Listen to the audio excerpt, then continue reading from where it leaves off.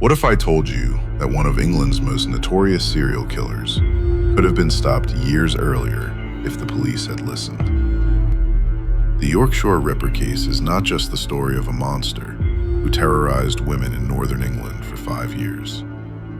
It's a shocking revelation of police negligence, sexism, and narrow-mindedness that allowed Peter Sutcliffe to take 13 lives. If you're ready, we're diving into the story of the man who committed one of the bloodiest serial murders in English history.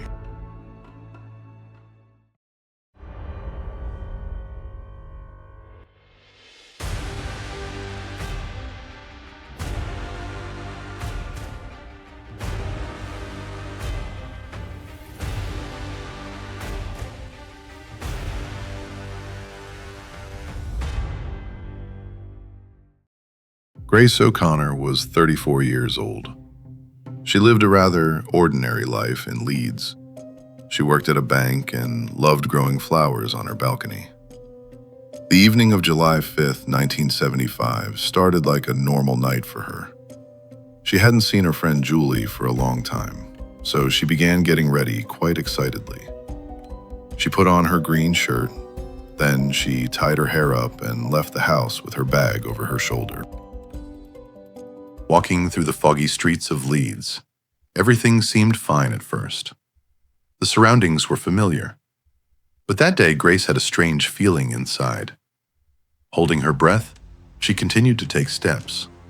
She was almost at Julie's house, but just then, she encountered a shadow. As it got closer, she realized the shadow was a man. This man was an ordinary, medium-height person with black hair, but he had somewhat strange, vacant eyes. Grace tried not to look at him. A voice inside was telling her that she needed to change her path immediately.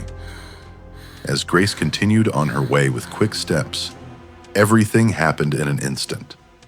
The first blow landed on her head, and her vision darkened.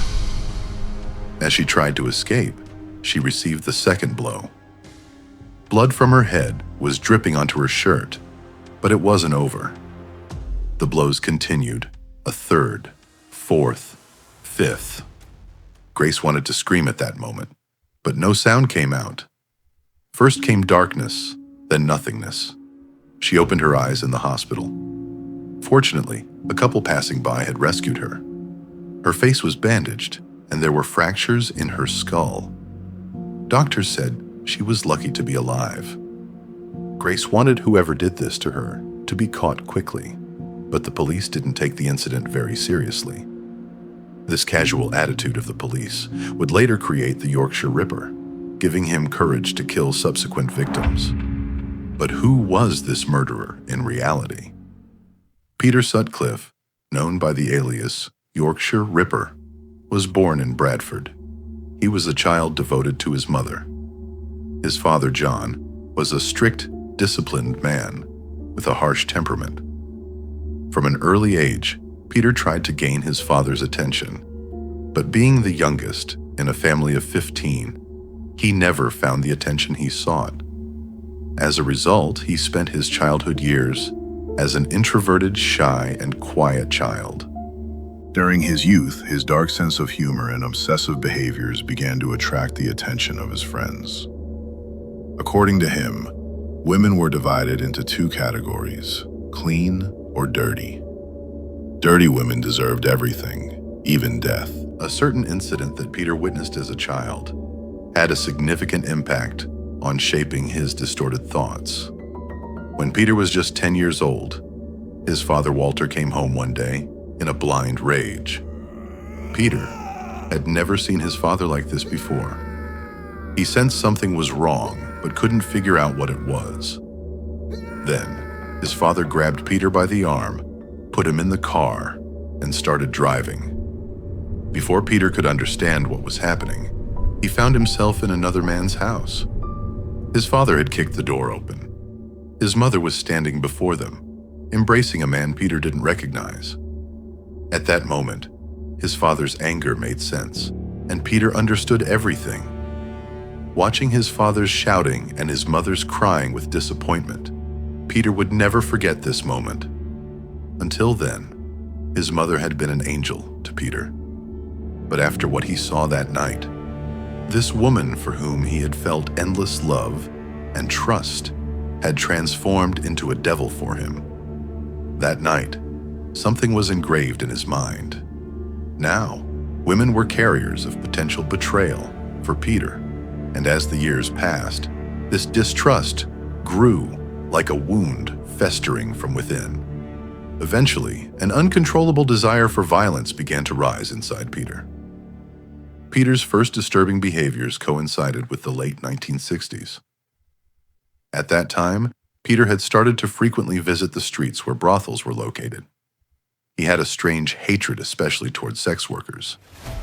That night, while Peter was wandering in the back alleys where sex workers operated with his friend Trevor, Peter suddenly got out of the car.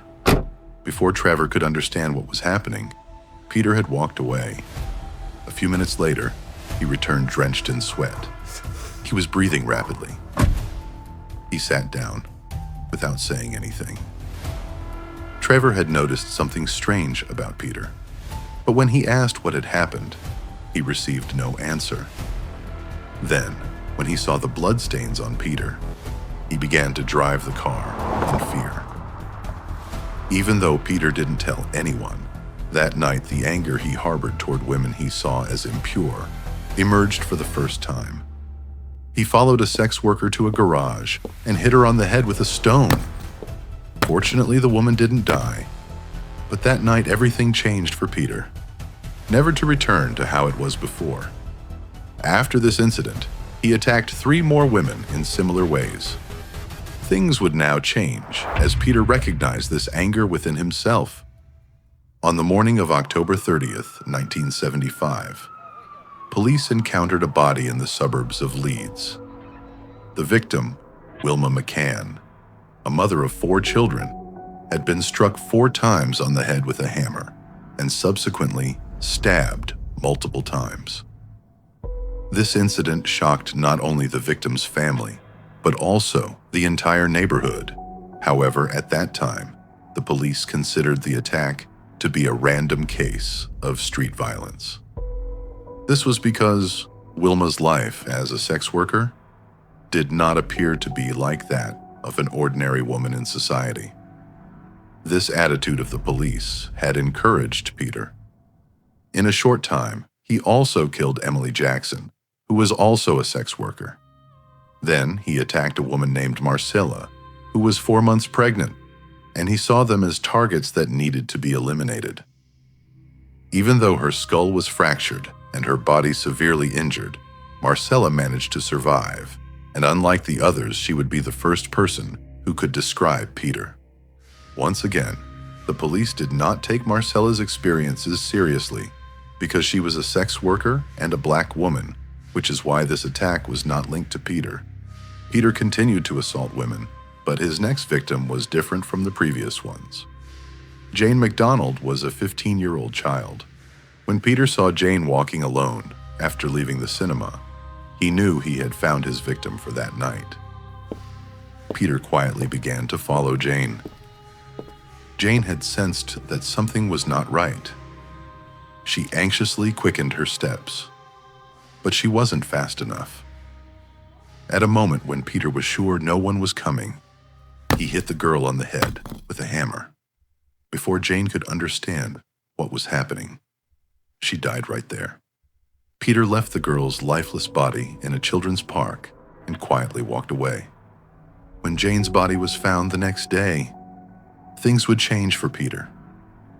Because this time, he had chosen a truly innocent-looking victim, not a sex worker that society could easily ignore.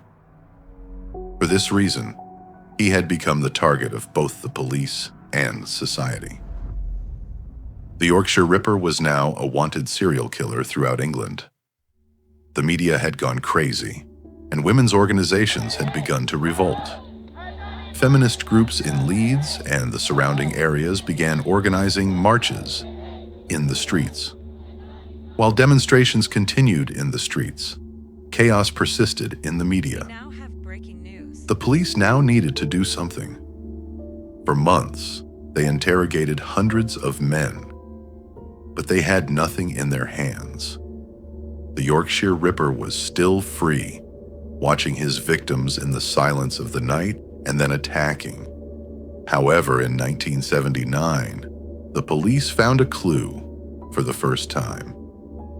A letter and a tape inside the letter were sent. This person claimed to be the Yorkshire Ripper. The voice on the tape spoke with an accent unique to Northeast England. From that moment on, the police began paying attention to the accent of everyone they questioned. Peter was one of them. During this process, Peter had been questioned multiple times because he aroused suspicion for various reasons, and was even called in for questioning 9 times. His vehicle was searched. His appearance was noted, but he easily got through the interrogations because he didn't have a Northeast accent. On the night of January 2nd, 1981, something unexpected happened to Peter. He had picked up a 24-year-old woman in his car, and they had quietly driven away from the city center. Like most women he encountered, she was a sex worker and thought Peter was a customer. The road was deserted and dark, with lighting insufficient to see ahead clearly. When they stopped at a red light, both were blinded by powerful car headlights.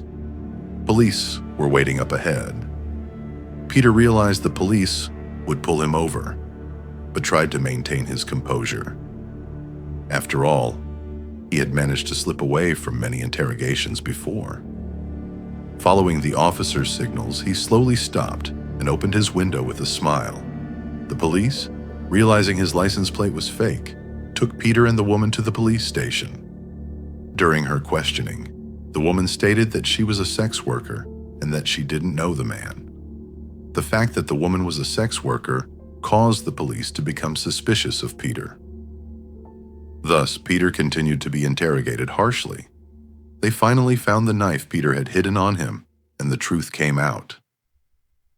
The man caught that night was the Yorkshire Ripper, who had killed 13 people and injured 7 women. His capture, ironically, wasn't due to police success, but happened during a routine traffic stop. During the interrogation, he expressed that God had told him to kill the women, and that he was actually saving them. The court evaluated all evidence and concluded that the defendant committed the crimes knowingly and willingly. He was sentenced to 20 life sentences. Although Peter was imprisoned, all the mistakes made during the investigation process did not ease the minds of either the victims, relatives, or the public. An independent investigation initiated in 2006 clearly revealed the negligent attitude of the West Yorkshire Police. But no report or apology would bring back those who were lost.